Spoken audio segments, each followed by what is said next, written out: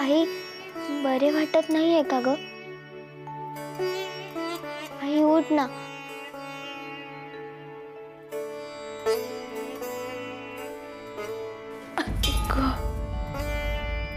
अगं अगदी शक्ती नाहीये का ग तुझ्या अंगात?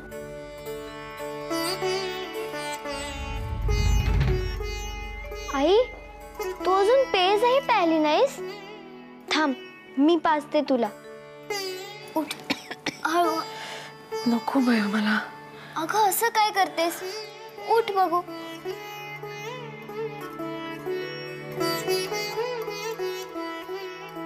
सरक मागे.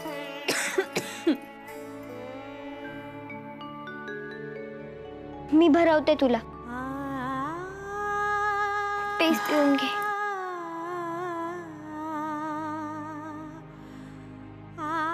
आई नाना आणि बापू पहाटे शेतावर गेलेत. आई मी महादेवला त्याला बोलवायला पाठवू का? तुझी तब्येत बरी वाटत नाहीये. नको बाई राहू दे. अगं असं काय करतेस? नको सांगितले ना. बरे तू पेज पी. मी सुभद्रा आजीकडे जाऊन येते.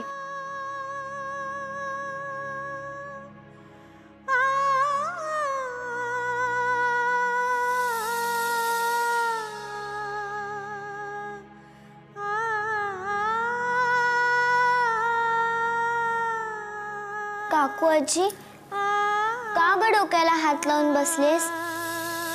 अजूनही बरे नाही का वाटत आहे तुला? घे ही पेज पिऊन घे म्हणजे तुला बरे वाटेल. त्यापेक्षा विष आणून दे म्हणजे सगळ्यांच्याच मागची कटकट संपेल कायमची. अगं असे काय बोलतेस? तू शांत हो. ही पेज आणली आहे ना मी, ती तुला प्यावीच लागेल. घे पी. अगं आईलाही पहाटे ताप भरलाय.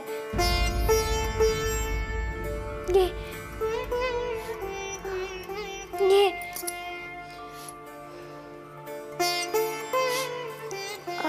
तू संपव ही पेज. मी आलेच.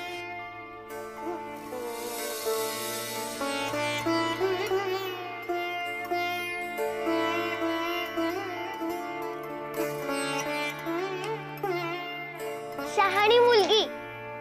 आई तू पेज संपवलीस. आता तुला बरे वाटेल. घे हा काढाही पी.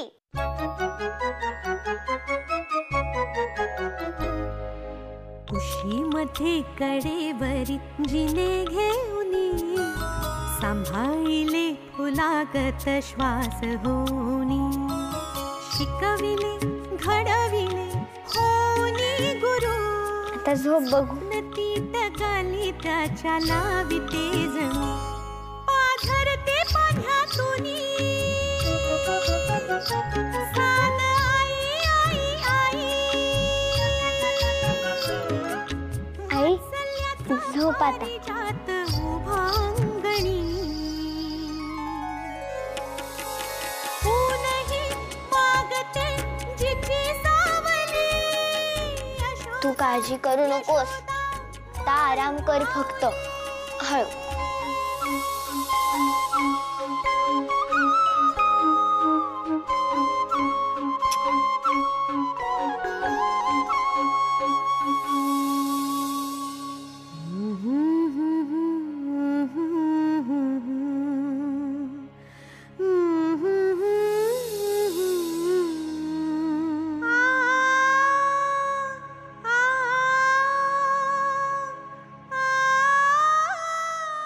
अगं बाई सुभद्रा आजीला चाटण द्यायचंच राहिलं.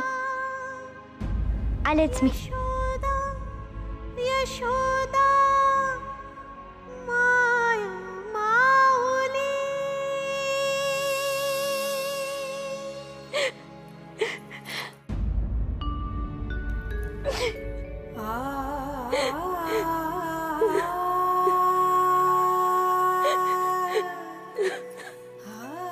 सुभद्रा आजी नको ना त्रास करून घेऊ स्वतःला. घे, मी तुझ्यासाठी हे चाटण केले, ते घे, म्हणजे तुला बरे वाटेल. नको मला. अगं असं काय करतेस? तुझ्यासाठी नाही, आमच्यासाठी तरी घे. आम्ही तुझे कोणीच नाही का?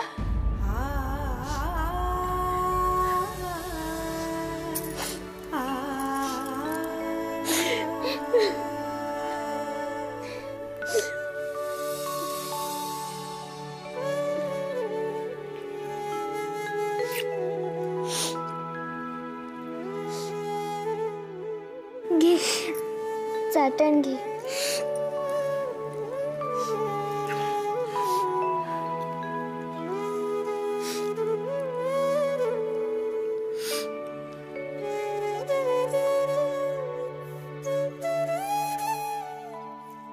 आता बरे वाटेल तुला.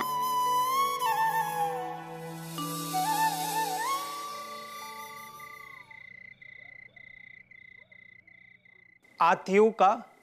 या. अहो मी ना जरा. बसा. अहो बसा हो. सुभद्रे पाणी आण. घ्या. पाणी घ्या.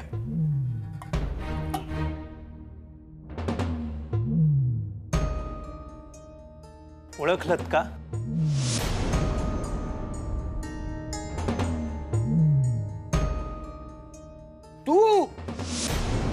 तू खेळता ना राधेच्या गावचा?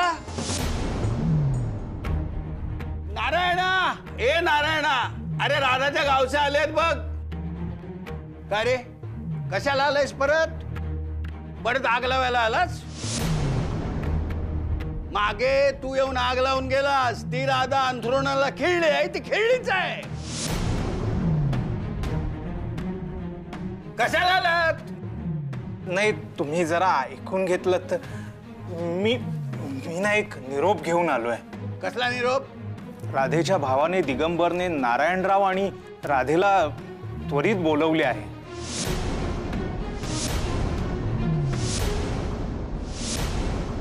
आईच्या घरी खेडला.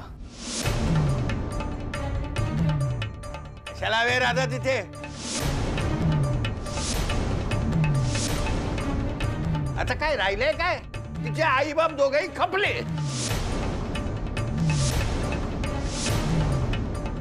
आणि तो दिगंबर राधाचा भाऊ तो आहे ब्रह्मचारी. आणि दुसरा तो जनार्दन तो आमच्याकडेच आहे.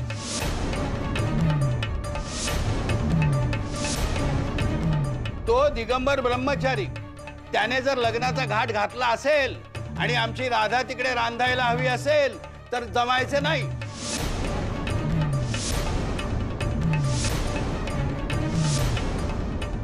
ठीक आहे, मी सांगतो दिगंबरला की तुम्ही राधा आणि नारायणरावांना पाठवत नाही म्हणून. हो, नाहीच पाठवणार.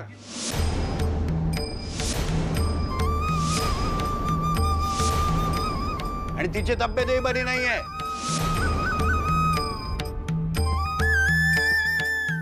आई वडील गेल्याने दिगंबर फार व्यथित झाला आहे.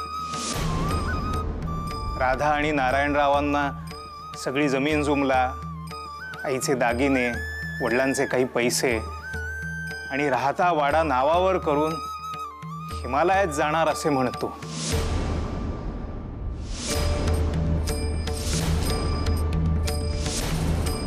पण आता तुम्ही सारे नाही येत आहात तर सांगतो त्याला, धर्मदायास देऊन टाक सारे. अरे बस. अरे गाढवा, हे काम होते तर ते आधी का नाही सांगितलेस?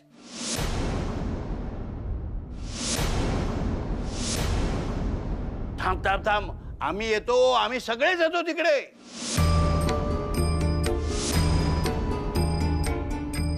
नारायण आणि राधा मूर्ख आहेत, यांना काही कळायचं नाही. मी येतो आणि सगळे माझ्या म्हणजे नारायण आणि राधेच्या नावे करून घेतो.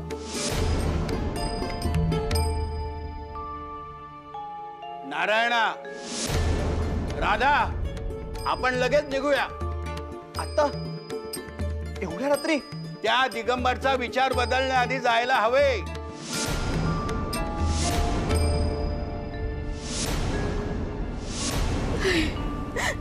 नाही, मला नाही यायचंय.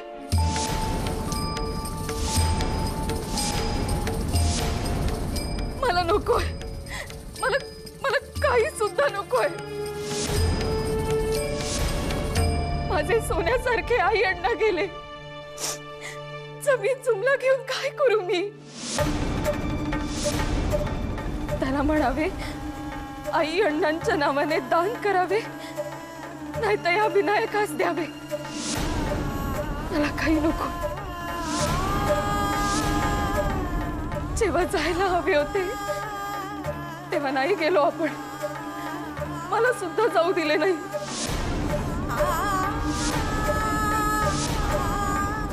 आता काय करू हो जाऊन?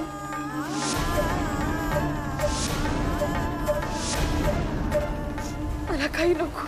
जायचे की नाही याच्यावर सल्ला विचारला नाहीये मी कोणाचा. जायचेच आहे असे सांगतोय मी.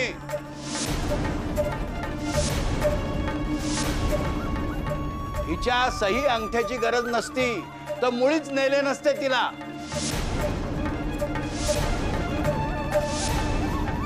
अरे नारायणा बघतोस काय? घेऊन जा आत आणि बांध म्हणावे गाठोडे.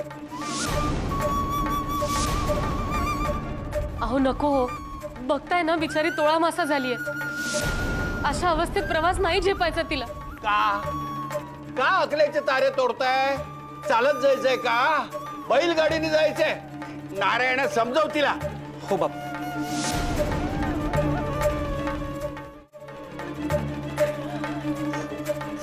अहो मी काय म्हणतोय, हळूहळू जपून जाऊ आपण. जायचंच नाहीये मला. आपण तेव्हा हातापाया पडत होते तुमच्या. नाही जाऊ दिले. अरे काय फुलसऱ्यासारखा बायकोशी बोलतोयस? कानाखाली द्या तिचे. बरोबर हो म्हणेल. दुर्दैवी आहे सारं. काय म्हणालास? नाही, निघतो मी. आम्ही उद्या येतोय म्हणून सांग त्यांना. हो, शक्यतो पहाटे निघा. रात्रीच्या प्रवासात दरोडेखोरांची भीती असते. बर, येतो. ये.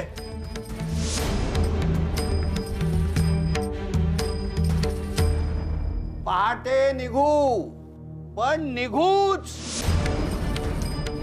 जायचे म्हणजे जायचे. मला सबब नकोय.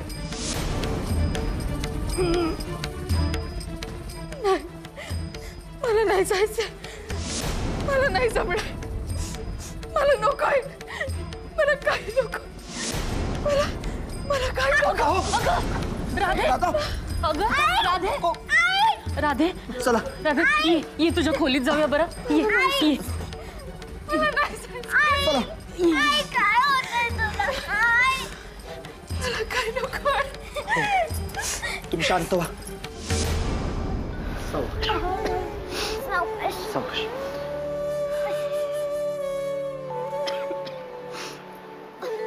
बस इथे. बैस इथे.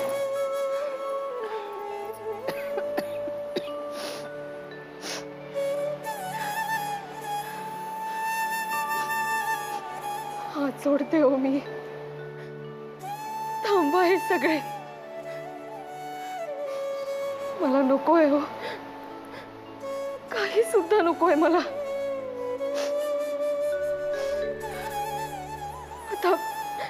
आता माहेरी जाऊन काय करू हो मी? माझे आई अण्णा नाही तिकडे. नाही सहन होणार हो मला. नाही जायचंय मला तिकडे. आता बापू ऐकणार नाहीत. जावंच लागेल. पण नाना, आईची इच्छा नाहीये तर का जबरदस्ती करताय? तू मध्ये मध्ये बोलू नकोस. प्रत्येक गोष्टीत तोंड घालायलाच हवे का तुला? चल जा इथून. काय करायचे ते बघायला जिवंत आहे मी अजून इथे. चल निघ.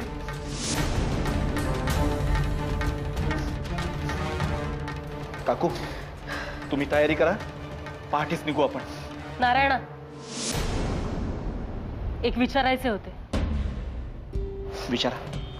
गेले कित्येक दिवस पाहतेय आमच्या ह्यांचा प्रत्येक शब्द उभा आडवा वाकडा सरळ खरा खोटा वाटेल तसा शब्द झेलतोयस.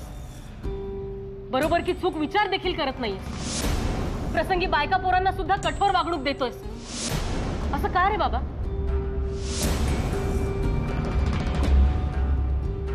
काकू, बापू रागीट आणि जुन्या विचारांचे असले तरी वडील गेल्यानंतर त्यांनीच आम्हाला सांभाळलंय, वाढवलंय. नाही, मी हे सगळं विसरू शकत नाही. मी कृतज्ञ नाहीये. मुळात माझा तो स्वभावच नाहीये. हे खरं कारण नक्कीच नाहीये. घाबरतोस तू आमच्या यांना. त्यांना शह देणारी एकच व्यक्ती आहे, ती म्हणजे तुझी आई. ती नाहीये तुझ्या पाठीशी म्हणून घाबरतोयस, कच खातोयस. मग काय, तुझ्या बापूंना रानच मोकळे. जा.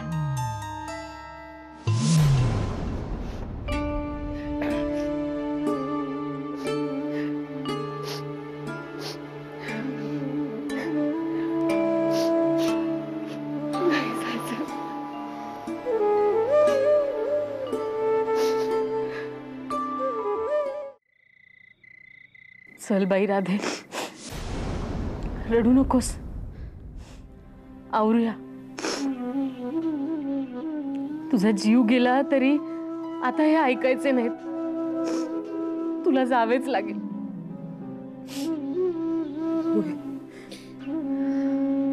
कळून चुकले आता मला ते.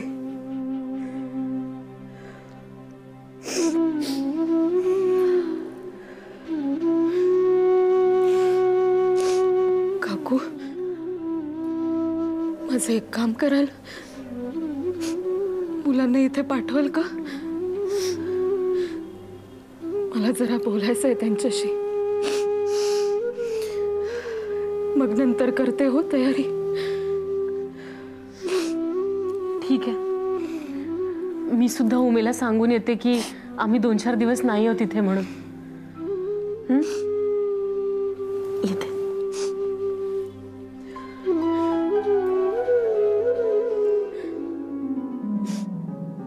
वा वा वा, बऱ्याच दिवसाने चांगली बातमी मिळाली. मी आता श्रीमंत होणार. म्हणजे 2-2 घर, एक इथे आणि एक खेडला. आता ऐट विचारायला नको. काय? मी उमेला सांगून येते आपण इकडे काही दिवस नाही होत म्हणून. आपण? तुमचे काय काम आहे तिथे? फक्त आम्हीच जातोय. तुमची काळी सावली नको, नाही तर व्हायचे काम बिघडेल. काळी सावली? रात्री निलाजरेपणाने हात धरता तेव्हा? उलटून बोलताय? उलटून बोलताय? इकडचं थोबाड तिकडे काढून टाकीन. 2-4 दिवस नाही आहोत आम्ही, तर वेळ सत्कारणी लावा. कावेरी वहिनींकडून पदार्थ शिकून घ्या. नुसते पदार्थ नको आहेत, त्याला चव कशी येईल त्याच्याकडे लक्ष द्या. चला जा. 2-2 घर, 2-2 टा टा टा टा टा टा टा टा टा टा टा.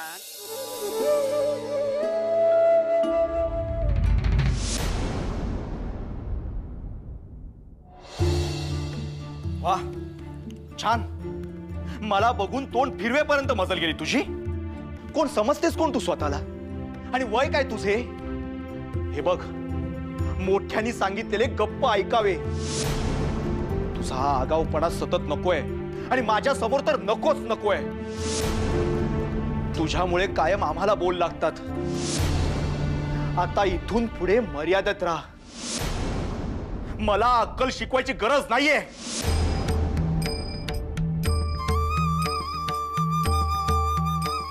मला हे अजिबात आवडलेले नाहीये. तिला जेव्हा आजीला भेटायचे होते तेव्हा भेटू दिले नाहीत आणि आता तिला बरे नाहीये तरी जबरदस्ती नेतायत.